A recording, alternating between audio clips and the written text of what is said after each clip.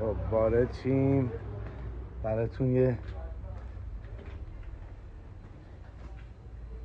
ماشین خیلی خاص، لافراری دستساز.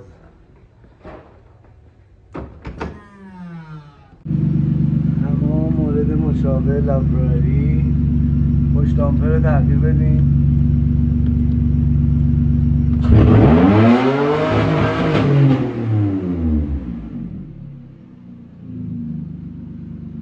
تا حتی کد رنگ ما دو تا در ماشین باز میشه کاملا مثل مشابه فابریک که درب صندوق رو بخوایم باز کنیم باید دو تا در جلو باز باشه.